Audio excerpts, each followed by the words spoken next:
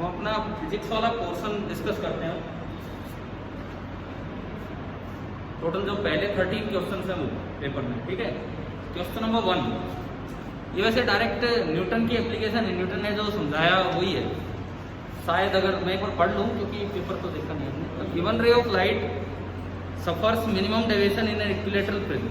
एक equilateral prism में कुछ उसने डेविएशन प्रोड्यूस किया है। अब अपना पेपर निकाल लें अगर आपके पास है तो। अभी additional film Q and R identical shape के हैं और सेम मटेरियल के बने हैं। Now added as shown the ray will suffer, मतलब ओड है कि इवन है ये? इस क्वेश्चन में कितने लगा रखे हैं इन्होंने? 3। एक आइडेंटिकल है 2, अगर 2 लगे होते तो कोई डेविएशन नहीं होता, 3 लगे हैं तो कितना डेविएशन होगा? जो कि पहले ने प्रोड्यूस किया होगा। तो सेम डेविएशन है। देखो आसान था ये तो, न्यूटन एप्लीकेशन दी थी उस चीज की ना, ठीक है। क्वेश्चन नंबर 2 डॉक्टर है ना,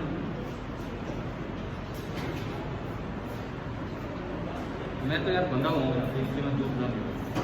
question number 2, 2 beams of red and violet color are made to pass separately through a prism. Angle of prism is 60 degree. In the position of minimum deviation, the angle of refraction will be, बताओ क्या होगा? बड़े chance होते हैं कि इसमें बच्चा करके आएगा कि रेड में कम होगा और दूसरे कलर में ज़्यादा। अक्सर हम देखते हैं ना कि रेड में कम होगा और वॉयलेट में ज़्यादा, परंतु इसने क्या बोला है कि मिनिमम डेविएशन वाला केस लेना है। तो जब मिनिमम डेविएशन बोल दिया तो आर कितना लेना होगा? जब मिनिमम डेविएशन बोल दिया तो आर कितना हो जाएगा? a/2। और क्या a की वैल्यू ज्योमेट्री पे डिपेंड करती है, सॉरी उस पर वेव की कलर पे डिपेंड करती है a की वैल्यू? नहीं करती। अब इसमें एक अजम्पशन हमें लेनी चाहिए, इन्होंने खाली ये दिया कि ऊपर का एंगल 60 डिग्री, ये इक्विलेटरल प्रिज्म है, ये मानना चाहिए, क्योंकि जो रे निकलती है पैरेलल टू बेस हो तभी निकलती है जब साइड वाले दोनों एंगल क्या हो? इक्वल। पर ये बताओ कितने बच्चों ने कल ये सही किया कि सेम आएगा दोनों कलर्स के लिए 30 डिग्री? 1 2 3 4, ठीक है। और कितने बच्चे इसमें ये टिक करके आए कि it will be greater for violet colour? Greater for violet colour ना। मुझे लगता है पिछली एक आधी क्लास में भी शायद हम मिनिमम डेविएशन की जब डिटेल में जा रहे थे तो एक बार तो इस तरह का पॉइंट भी डिस्कस हुआ है। कर लोगे? अब अगर नहीं समझ में आया तो मैं समझाऊं दोबारा। देखो क्या है, सुनिए।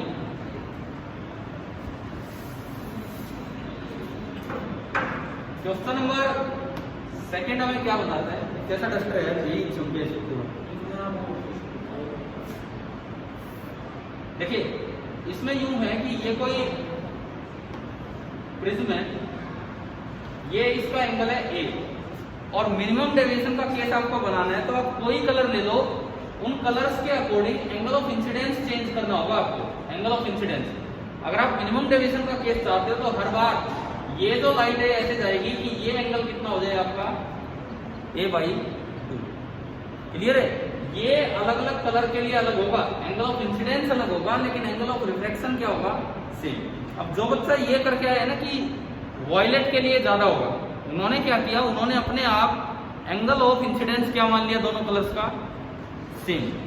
समझ रहे हो आप? अगर आप एंगल ऑफ इंसिडेंस सेम कर दोगे तो वॉयलेट ज्यादा बैंड होगा और रेड कम बैंड होगा। लेकिन इसने बोला है मिनिमम डेविएशन का केस लेना है तो उसके अकॉर्डिंग आपको करना था। क्या समझ आ गया कि नहीं आया? ठीक है। क्वेश्चन नंबर 3 शायद कोई न्यूमेरिकल है, देखते हैं। Parallel beam of light is incident from air at an angle alpha on the side PQ। देखिए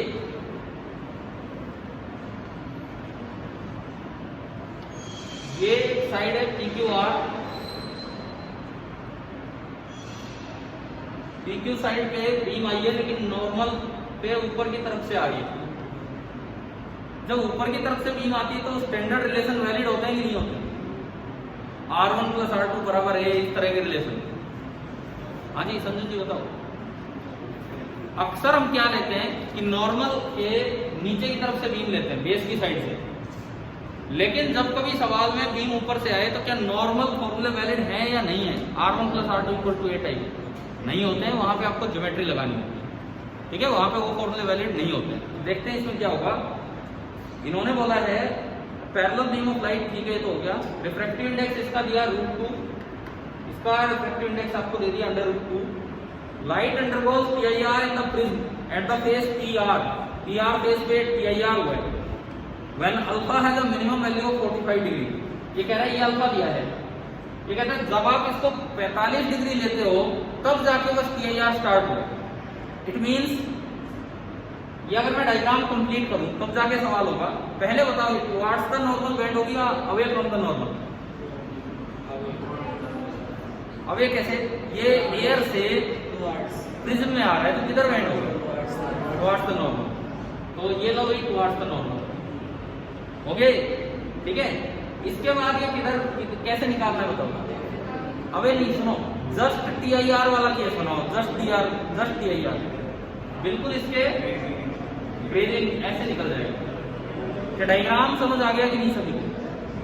अभी बताओ, क्लियर है? ये तब होगा जब आप अल्फा कितना लेते हैं,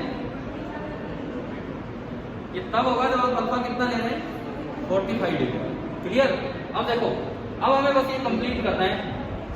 ये नॉर्मल था, यहाँ पे ये नॉर्मल है, ये एंगल ऑफ इंसिडेंस जिसे हम R1 बोला करते हैं, और ये सेकेंड एंगल ऑफ रिफ्लेक्शन जिसे हम एंगल ऑफ इंसिडेंस जिसे हम क्या बोलते हैं R2। मैंने ये कहा कि R1 + R2 बराबर A, ये तभी वैलिड होता है जब नॉर्मल से बेस की तरफ से रे आए। समझ गए हो? ऊपर से आएगी तो आपको ज्योमेट्री लगानी होती है कि क्या रिलेशन होगा क्या नहीं। अब इस सवाल पे आते हैं, पूछ क्या रहे, the angle theta of the prism, ये पूछा है। देखो ऐसे क्वेश्चन में कोई घबराने वाली बात नहीं भाई, मैं स्नेल्स लॉ जानता हूं, और दूसरी बात ज्योमेट्री का यूज करेंगे। स्नेल्स लॉ जानते हैं और ज्योमेट्री का यूज करेंगे, दो ही काम। ठीक है, क्या होगा देखिए। सबसे पहले स्नेल्स लॉ से R1 बताओ कितना आएगा। स्नेल्स लॉ से R1 देखो, क्वेश्चन तब होगा जब आपने डायग्राम सही बनाया होगा। स्नेल्स लॉ से R1 बताओ। 1 बाहर वाला, आप कॉपी पेन लेके करते क्यों नहीं हो? या हो गया हो सकता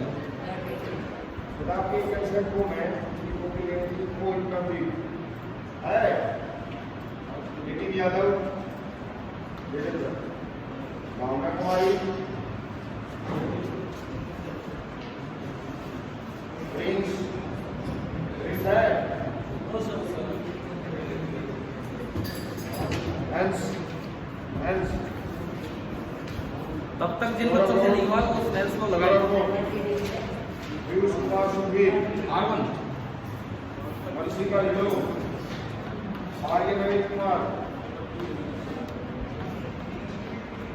कोमल, अनुराग, नरेश, अश्विनी डॉक्टर,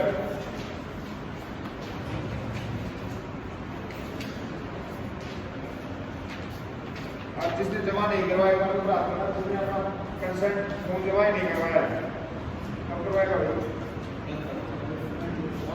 क्या नाम आपका? आप तो फोन पे चले गए थे, क्या क्या समझते हो? आपका वहां से सेक्शन दिखा दिया, फिर नहीं आऊंगा कहने को क्या रीजन है?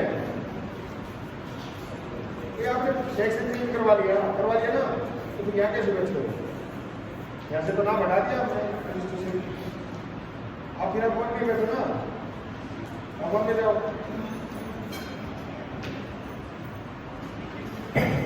हाँ भाई, एग्जाम बोर्ड फीस कौन ले गया? एग्जाम बोर्ड फीस कोई नहीं ले गया भाई। अपनी एग्जाम बोर्ड फीस है वो जल्दी से जल्दी जमा करवा दें। हाँ भाई, जिसने अपनी एग्जाम बोर्ड फीस जमा नहीं करवाई वो अपनी जल्दी से जल्दी करवा दें। यहाँ पे फॉर्म पेंडिंग रह जाए, बता देता हूँ। जिसने नहीं करवाई उसका किसके लिए रजिस्टर करना पड़ेगा? इसकी पेंडिंग है, हो जाओ जल्दी हो जाओ। हाँ बेटा, ये आपको 4 बार बोलिए मैंने, क्यों नहीं करवा रहे? क्या कहा? ये ले जाओ, ठीक है, ले जाओ अपना। फिर आप कहोगे हमारा फोन रहेगा, नहीं जाएगा। चलिए हम कंटिन्यू करें इसे। देखिए सबसे पहले आपने स्नेल्स लॉ लगाया, पीछे यार बात नहीं, स्नेल्स लॉ लगाया कि R1 आ गया इक्वल 30 डिग्री आ गया, किया इधर लड़कियों ने स्नेल्स लॉ वाली इक्वेशन, ठीक है। इसके बाद कोई R1 + R2 बराबर A टाइप यूज नहीं करना, उतना होता है नीचे से बीम है इधर से। अब आप इधर भी जानते हो कि ये, तो एक बार इधर स्नेल्स लॉ लगा, उससे R2 आ जाएगा। बताओ R2 कितना आ रहा है? ये तो आपने स्नेल्स लॉ एट 1 लगाया, अब आप लगाए स्नेल्स लॉ एट 2। इसके बाद आपने लगाया स्नेल्स लॉ एट 2, तो ये बनेगा √2 इंटू साइन R2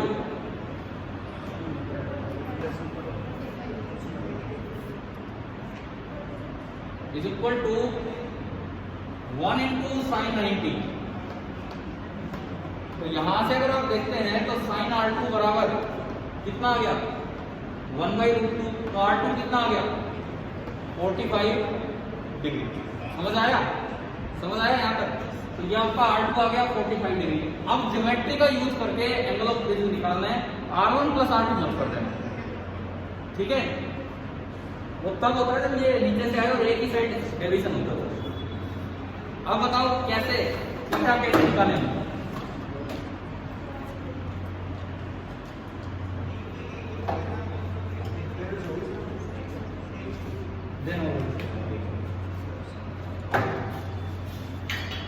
सर इधर से देखो, इस बोर्ड में इसमें बिल्कुल क्लियर आ रहा है, रिफ्लेक्शन कुछ नहीं।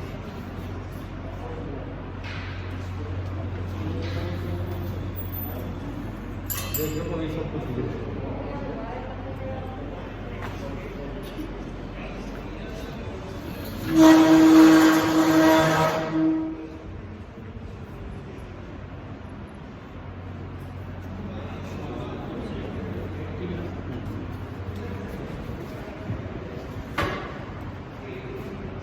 बाकी बच्चे अब यार ये सोचो यहाँ से थीटा कैसे आएगा ज्योमेट्रिकली।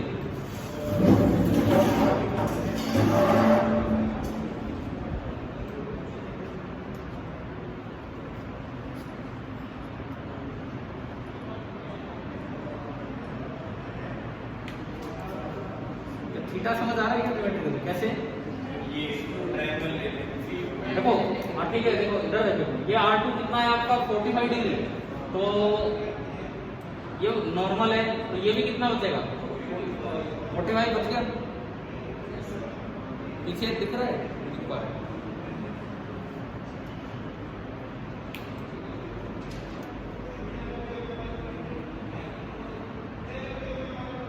उल्टा दिख रहा है, कैमरा घुमा दो, ये बिल्कुल ये घूम जाएगा शायद। हाँ ये टूट जाएगा। चलो उल्टा लगा दिया ना, ये अभी तो सीधा दिख रहा था। चलिए देखिए, आप लोग इधर देखिए, आपको तो सीधा ही दिख रहा है सभी लोग। सुनो, ये R2 45 डिग्री, तो आप बताओ ये एंगल दिख रहा है कि नॉर्मल पूरा 90, ये 45 हो गया। ये छोटी ट्रायंगल देखो, छोटी क्यों, पूरी बड़ी ट्रायंगल कितना पूरी बड़ी दिख रही है 90 है, और R1 कितना है 30, तो ये 120 हो गया। ये 120, ये 45, तो तीसरा एंगल कितना बचा 120 + 45 165, और 180 में से घटाएंगे तो थीटा कितना आ गया 15 डिग्री। केवल 2 बार स्नेल्स लॉ और 1 बार बस ज्योमेट्रिकल ये करना था।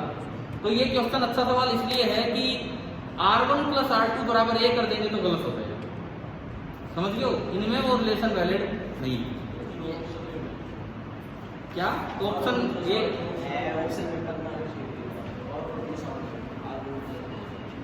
अच्छा R1 + R2 को ऑप्शन में नहीं दिया, वैसे देना चाहिए। अगर इस सवाल को और थोड़ा ज्यादा बेटर करना है तो ये भी देना चाहिए। अब हम आते हैं क्वेश्चन नंबर 4 पे।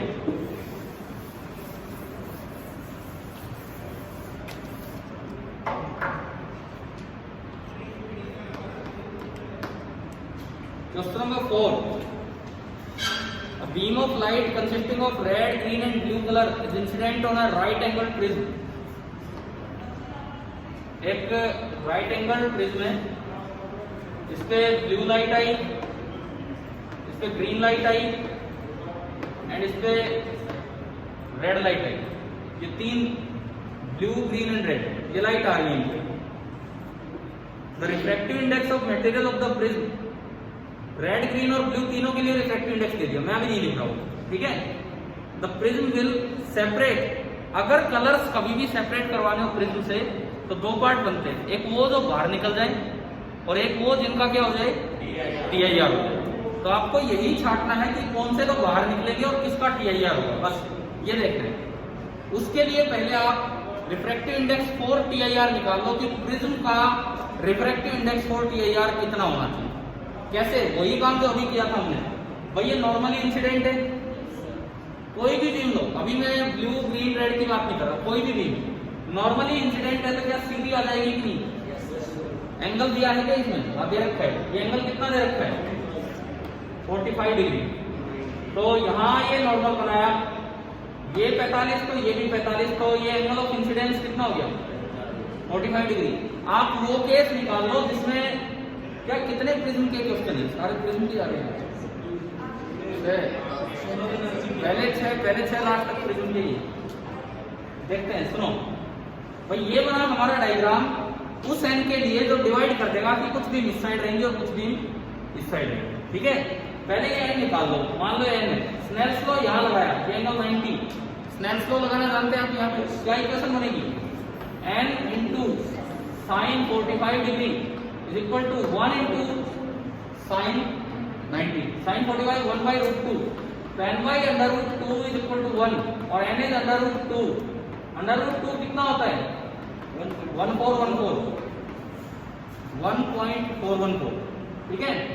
यानी कि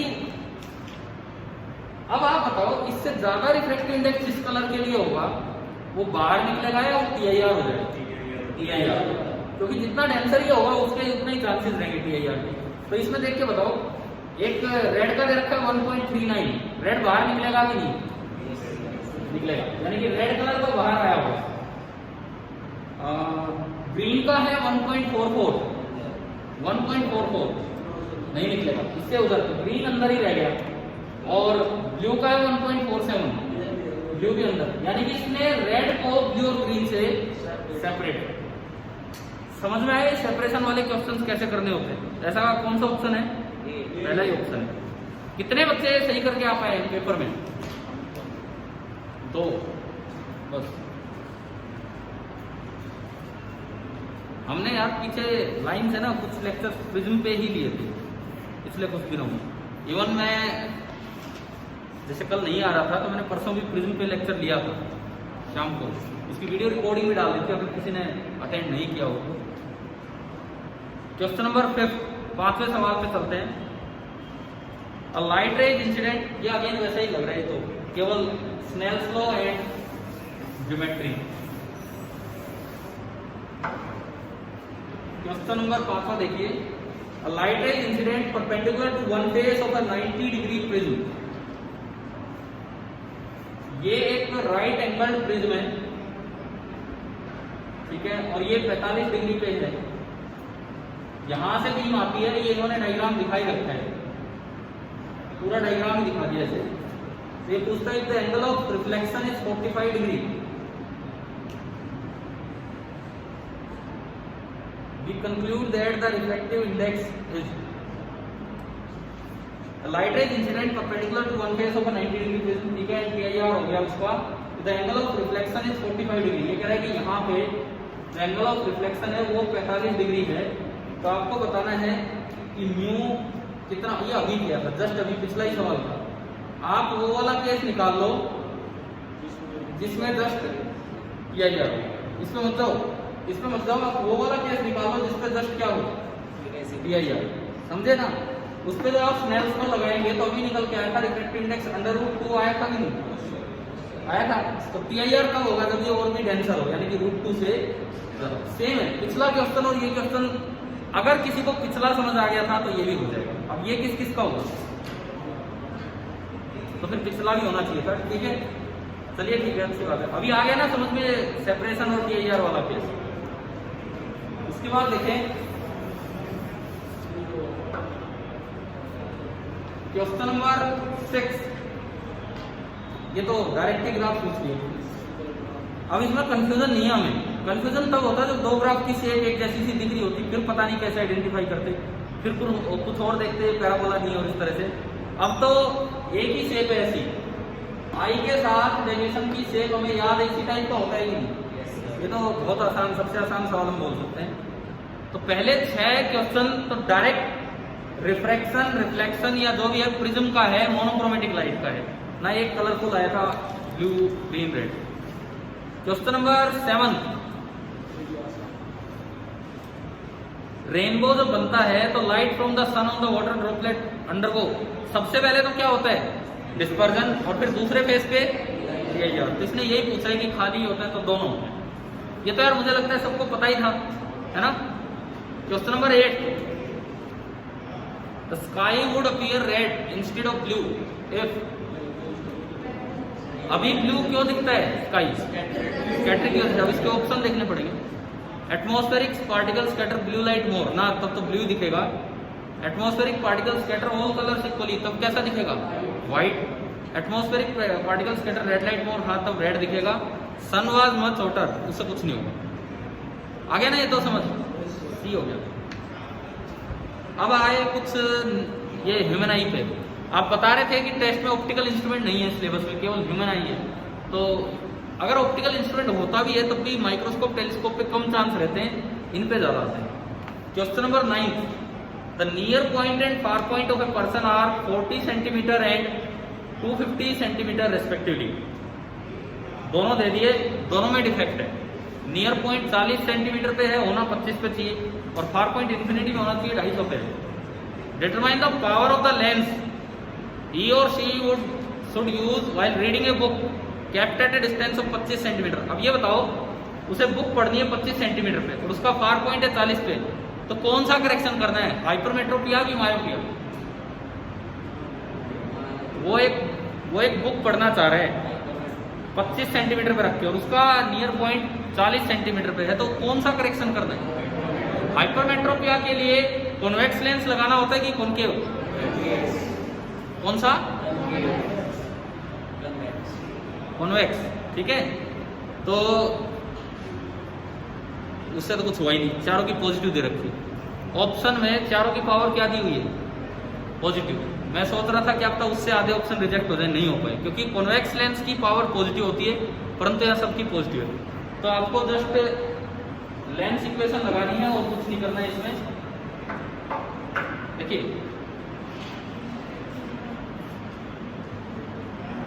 अगर आप डायग्राम सोचें, 25 सेंटीमीटर पे रखा हुआ ऑब्जेक्ट भी दिखना चाहिए, तो 25 सेंटीमीटर पे रखे हुए जो रेज है वो इतनी कन्वर्ज हो, बस इतनी कन्वर्ज हो, थोड़ी सी कन्वर्ज हो कि आंख को लगे कि ये रे कहां से आ रही है, 40 से। डायग्राम दिमाग में होगा तो आगे बात बनेगी। और इसकी करेक्टिव लेंस है ये आंख के पीछे, ठीक है, इसकी फोकल लेंथ है। पहले ये बताओ ये डायग्राम आया समझ। तो इस लेंस के लिए u कितना है, u, इस लेंस के लिए u -25, इस लेंस के लिए v कितना है -40। f निकालो क्या आएगा, एग्जाम में कर दिया तो ठीक है, निकालो निकालो 1/v माइनस माइनस प्लस हो जाएगा 1/u is equal to 1/f -5 + 8 यानी कि 3/200 और 1/f को मैं डायरेक्ट p लिख दूं, उल्टा करोगे फिर उल्टा करोगे, क्लियर है। तो p आ गया 3/200 डायरेक्टर। ना ना ना, ये किस में चल रहा है, सेंटीमीटर में, क्लियर है। ये सेंटीमीटर इनवर्स में है, मीटर इनवर्स में करने के लिए 100 से मल्टीप्लाई करना पड़ेगा। या अगर ऐसे ना समझ आए, कंफ्यूज हो जाओ, तो आप पहले अपनी फोकल लेंथ लिख लो। फोकल लेंथ कितनी है 200/3 सेंटीमीटर, मीटर में वो कितनी होगी 2/3 मीटर, तो पावर उसकी उल्टा करोगे ऐसे 3/2 डायप्टर यानी कि 1.5 डायप्टर। क्या समझ आ गया। ऑप्शन नंबर सी की अपनी जरूर देखते रहना, अगर कोई भी बाई चांस गड़बड़ हो तो बता दें। Question number 10 again human I, a person can see clearly objects between 50 and 400। इसके भी दोनों डिफेक्ट है, नियर पॉइंट 25 की बजाय 50 पे चला गया और फार पॉइंट इंफिनिटी की बजाय 400 पे आ गया। In order to increase the maximum distance to infinity. मतलब इस बार कौन सा करेक्शन करना है? मायोपिया। कैसा लेंस यूज होगा? Concave. The type and power of correcting lens. तो इसमें 2 ऑप्शन रिजेक्ट हो गए। इसमें जो 4 ऑप्शंस दिए हैं 2 ऑप्शन रिजेक्ट हो गए हैं। कॉनकेव आएगा तो कॉन्वेक्स वाले सी और डी तो बी और सी तो गए, ठीक है।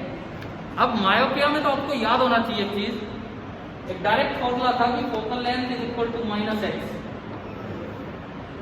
अगर पता है हमने कि अगर फार पॉइंट x डिस्टेंस दूर आंख से तो करेक्टिव लेंस की फोकल लेंथ का डायरेक्ट फॉर्मूला था -x। इसमें बोला है कि फार पॉइंट 400 सेंटीमीटर दूर है, यानी कि focal length of corrective lens कितनी होगी? -400। नहीं तो आप डायग्राम जैसे हाइपरमेट्रोपिया का गया वैसे उसका बना सकते हैं, ठीक है। तो जो focal length of corrective lens है दैट इज -400 सेंटीमीटर। और यू कैन से क्या बताना है इसमें? पावर बतानी है, ठीक है। -400 सेंटीमीटर करेक्टिव लेंस की फोकल लेंथ होगी, यानी कि -4 मीटर। तो जो पावर होगी वो कितनी होगी? -1/4। दैट 1/4 इज 0.25 दैट आ गया था। वैसे दोनों सवाल आप लोगों से होने चाहिए। कितने बच्चों ने ये दोनों करेक्ट किए? 9th and 10th। आसान सवाल है, हाँ ठीक है, ज्यादातर बच्चों के सही है। Question number 11 sources of energy पे भी आ रहे हैं सवाल, 3 है। 11 देखते हैं। इन हाइड्रो पावर प्लांट, बड़ा आसान है। हाइड्रो पावर प्लांट में क्या होता है? पानी ऊपर स्टोर किया जाता है और उसको गिराया जाता है। तो जो पोटेंशियल एनर्जी स्टोर है ऊपर वो किस में कन्वर्ट हो रही है? इलेक्ट्रिसिटी में। आगे तो पहला ही ऑप्शन है। नेक्स्ट है ocean thermal energy is due to. अब मैं आपको बताता हूँ, जो आखिरी लेक्चर था मैंने जितने भी आपके एनसीईआरटी में टॉपिक थे सब में बताया था कि किसमें क्या हो रहा है, किसमें क्या हो रहा है। कितने बच्चों ने वो क्लास अटेंड की थी जो इससे पीछे वाली लाइव क्लास हुई थी उस दिन शाम को, परसों शाम को, और फिर वीडियो भी डाला गया। उसके एंड में सोर्सेज ऑफ एनर्जी को मैंने एक बार कंप्लीट किया था। हमने कहा था कि सोलर कुकर तक तो हमने पढ़ लिया। उसके बाद के जो टॉपिक्स हैं जस्ट उसमें ये कुछ चीजें आप देख लो। तो जो एनसीईआरटी बुक में था मैंने बताया था। तो ओशियन की एनर्जी 3 तरीके से यूज होती है, बताया था। एक वेव एनर्जी, एक टाइडल एनर्जी और एक ocean thermal energy. Wave energy आती है due to winds, tidal energy आती है ड्यू टू मून की वजह से, और ये ओशियन थर्मल एनर्जी किस वजह से आती है? Due to temperature difference between the surface and bottom. Ocean के सरफेस और बॉटम में कुछ टेम्परेचर डिफरेंस है उसकी वजह से, ठीक है। तो ये कौन सा पूछा इन्होंने? Ocean thermal energy due to temperature difference. कितने बच्चों ने सही किया है? ठीक है, सीधा डायरेक्ट क्वेश्चन था। आखिरी क्वेश्चन सोलर कुकर पे आ गया। ये आपकी किस्मत है क्योंकि हमने सोलर कुकर तो पढ़ ही लिया था पूरा। विच पीछे वाले कौन सी मुश्किल आ रहे थे, अभी जो 2 किए देखते हैं ये भी। Which part of the solar cooker is responsible for greenhouse effect? Which part of solar cooker is responsible for poor conduction? Side walls. Which part of solar cooker is responsible for poor convection? Double side walls, double walled walls, ठीक है। And what is responsible for preventing radiation या greenhouse effect? Glass sheet. याद है ना वो तो सारी चीजें, ठीक है। तो इसमें देखो पेपर के आखिरी 3 सवाल बड़े आसान थे, उससे पीछे 2 ह्यूमन पे वो भी आसान थे, उससे पीछे स्काई का स्कैटरिंग वाला बड़ा आसान क्वेश्चन, 7th रेनबो बिल्कुल आसान सवाल, और 6th ये ग्राफ। मतलब 6 से लेके 13 तक तो यार देखते ही क्वेश्चन हो जाए ऐसे हैं। और शुरू के 5 प्रिज्म पे थे जो हम पिछले 2-3 दिन से पढ़ भी रहे, ठीक है। पहले 5 न्यूमेरिकल की तरह लगा लो और अगले 6 सवाल थ्योरेटिकल लगा लो, मतलब अगले 8 सवाल थ्योरेटिकल। ये था पेपर। अब बताओ क्या स्कोर रहा हमारा भाई? 13 में से 13 किसी बच्चे के आए? 13 नहीं, 12 भी नहीं आया, 11 आया, और 10, 9। थोड़ा सा यार आप कम स्कोर कर पा रहे हो क्योंकि पेपर आसान था। क्या अभी डिस्कस किया? लग नहीं रहा पेपर एक सीधा सा पेपर था, तो कुछ स्कोरिंग कम है। चलिए ठीक है, देखते हैं आगे कुछ इम्प्रूवमेंट होता है तो आपकी तरफ से। और अगली क्लास में अगले टेस्ट में क्या आ रहा है एक बार बताएंगे? ऑप्टिकल इंस्ट्रूमेंट और मतलब बहुत कुछ आ रहा है, वो वाला टेस्ट है तो। ठीक है, तो कल देखते हैं आगे, फिर कल स्टार्ट करते हैं। ठीक है।